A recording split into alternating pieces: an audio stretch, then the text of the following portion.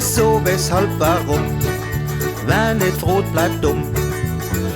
Was ist richtig, was ist wirklich wichtig? So vieles, was man hört, das ist vielleicht verkehrt.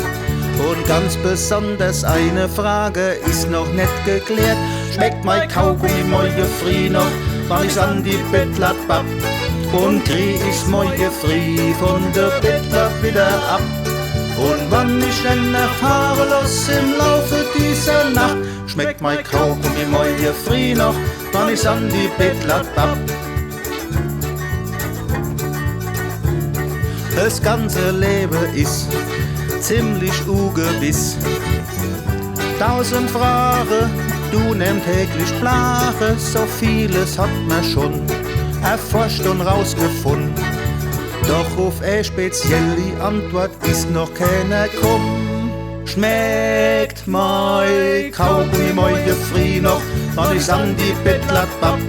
Und krieg ich's morgen früh von der Bettler wieder ab? Und wann ich denn erfahre lass im Laufe dieser Nacht, schmeckt mein Kaugummi morgen früh noch, wann ich's an die Bettler bapp?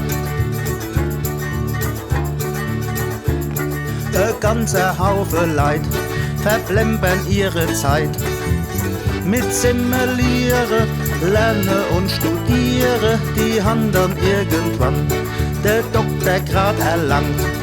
Doch die Frage aller Fragen haben sie nicht erkannt. Ei, was verfragt dann? Ei, weiß es alles noch nicht, da passt doch mal auf jetzt. Schmeckt mein Kaugummi morgen früh noch, wann ich's an die Bettler bapp? Und krieg ich's morgen früh von der Bettler wieder ab? Und wann ich denn erfahre lass im Laufe dieser Nacht, schmeckt mein Kaugummi morgen früh noch, wann ich's an die Bettler bapp? Schmeckt mein Kaugummi morgen früh noch, wann ich's an die Bettler bapp?